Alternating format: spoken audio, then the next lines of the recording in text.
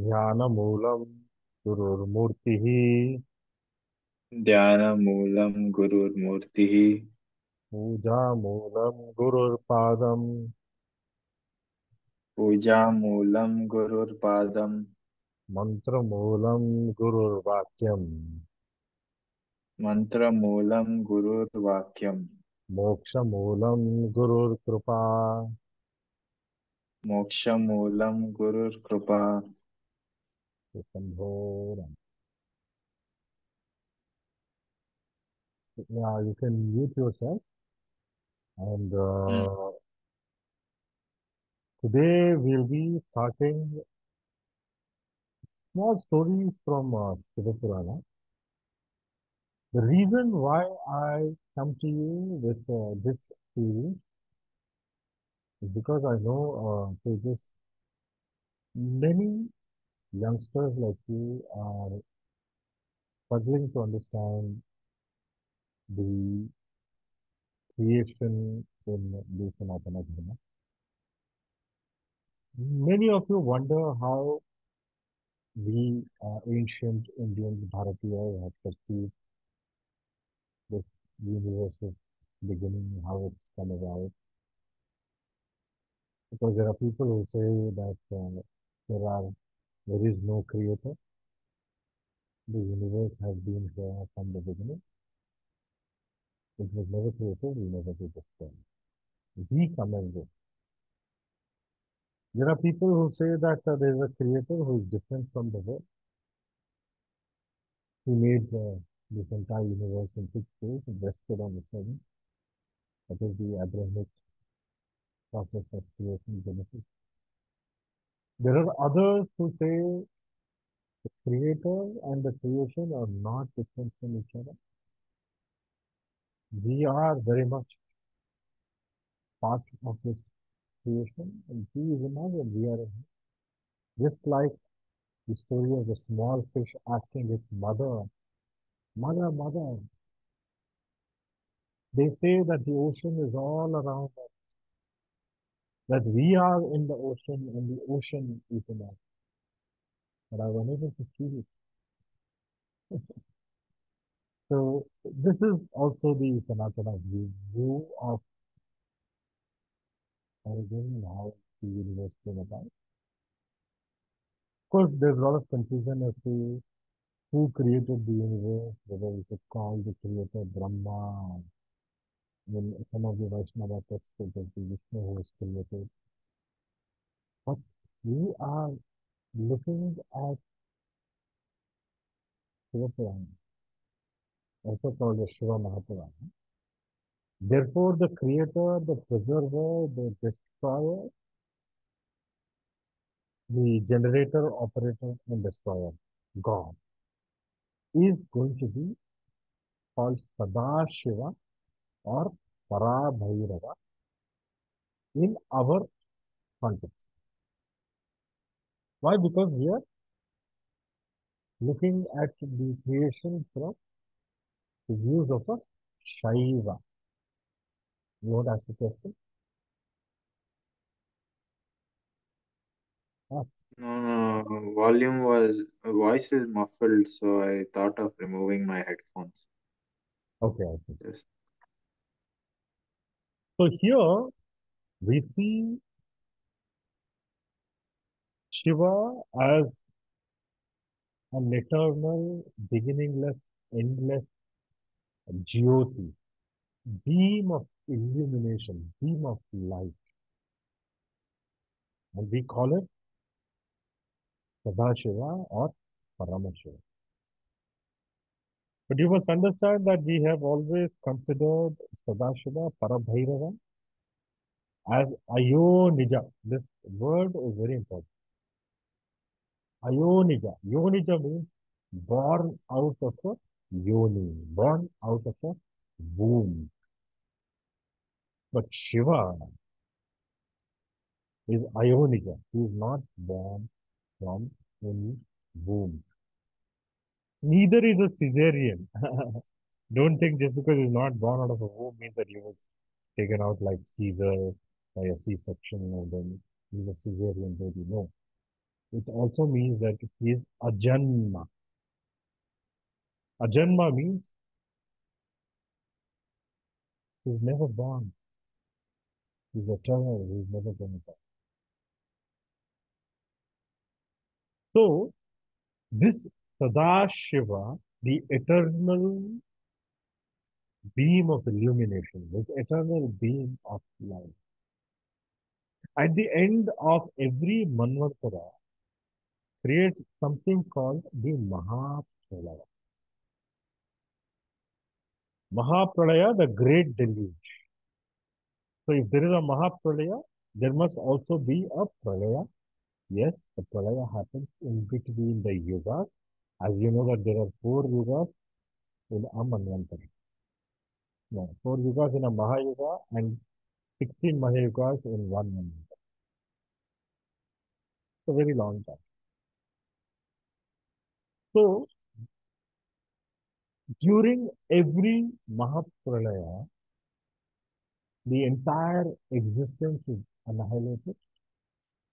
Only the Jyoti, the beam of illumination, exists as a Lingakara, as a Linga shape, as a cylinder.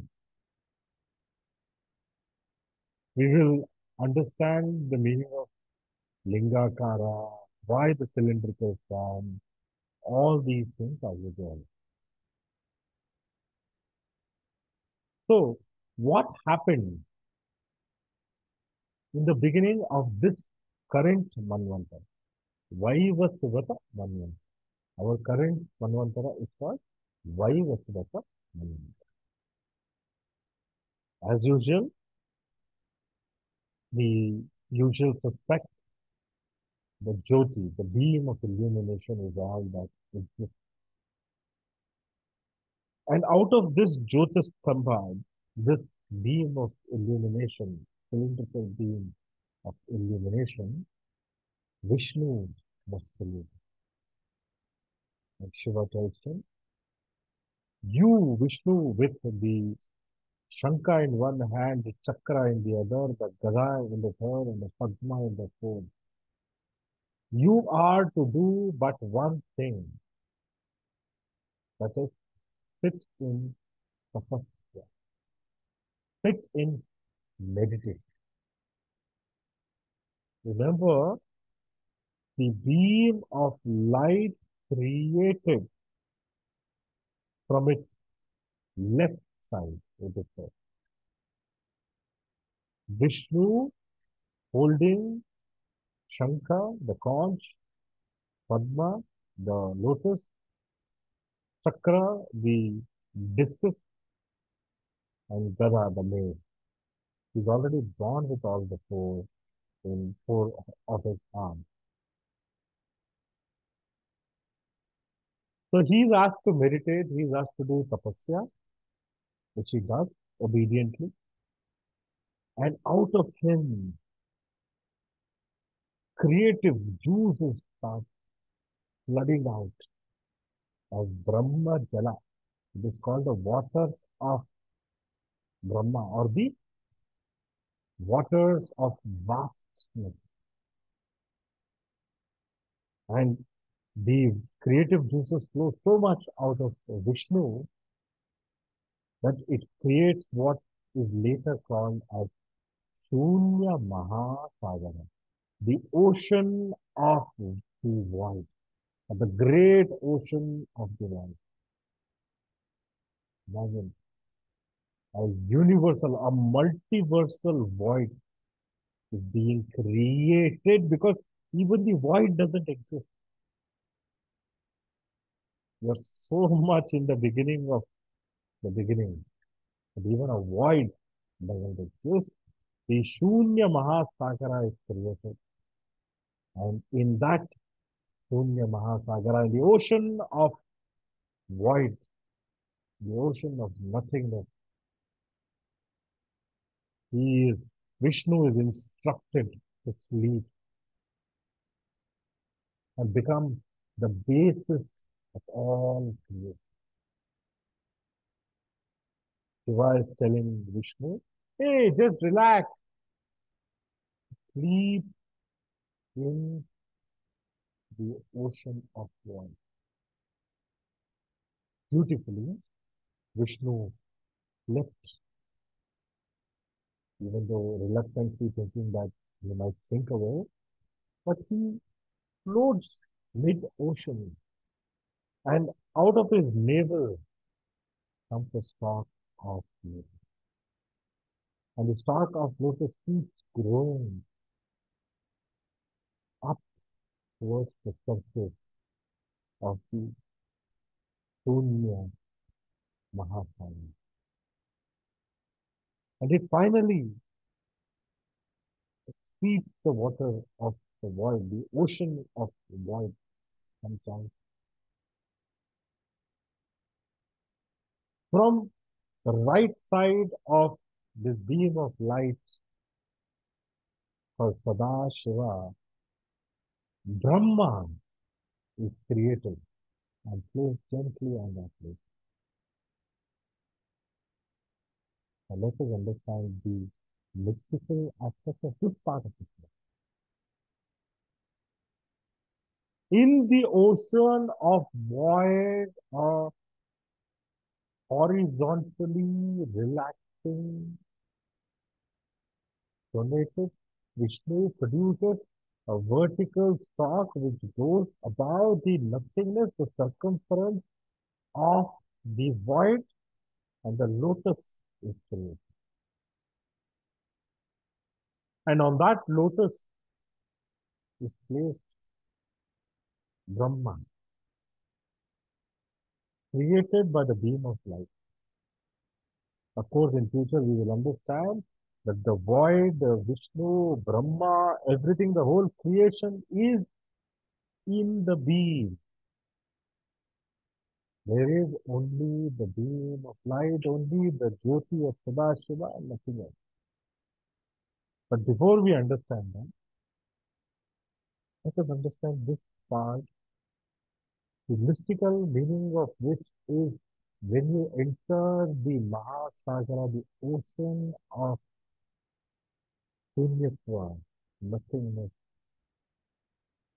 and you relax in it as if you are floating on the Dead Sea, because it is so salty, everybody floats. You're floating in this eternal void, and a vertical growth happens from the navel, which indicates the umbilicus connecting the creator to the creation, connecting the mother to the son. And a lotus. From the Manipuraka of Vishnu comes the Sahasrara on which Brahma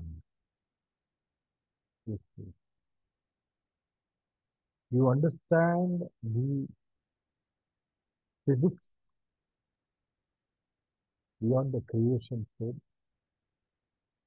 where the vertical relaxation of the field of possibility in Vishnu creates one outcome of a lotus stalk, which is a vertical growth. Later on, we will understand that this lotus stalk represents our vertebral column, which has become vertical after many, many iterations in the evolutionary process, where the mammals have been more or less horizontally carrying their vertebrae. Anyway, coming back to the story, I think the story is more easy to understand. We will get into the more difficult part of it in later stages, I will tell.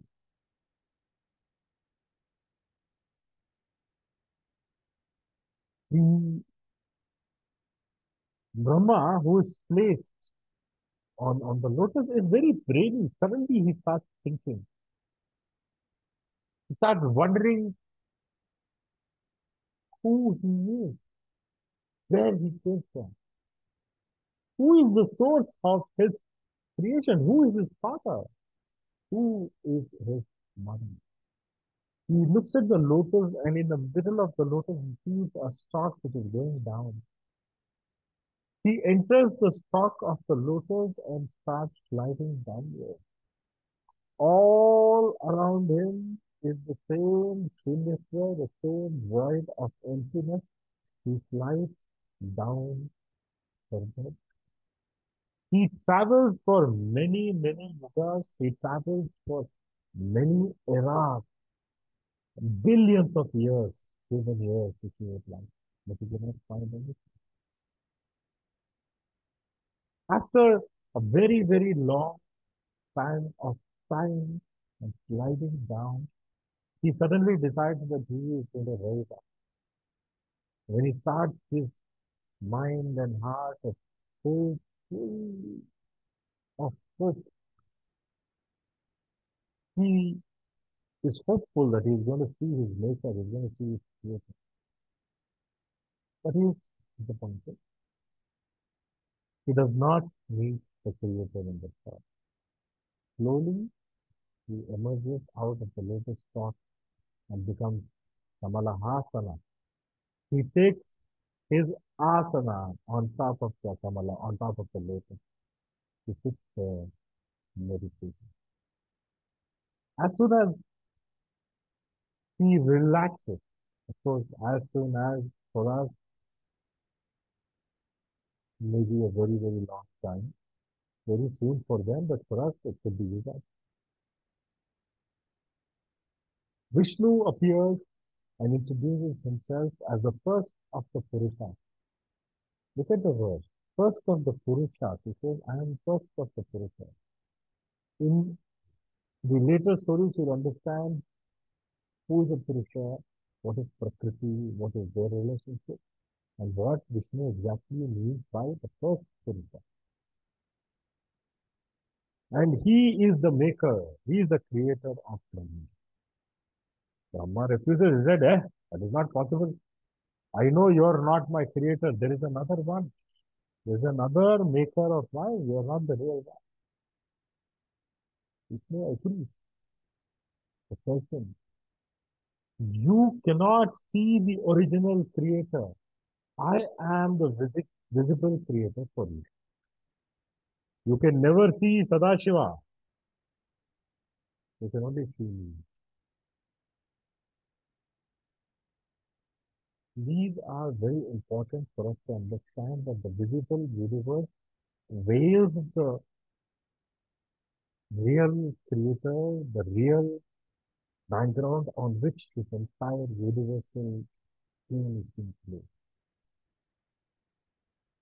Vishnu tells him, you are born from my navel, you're born from the lotus that stems from my navel.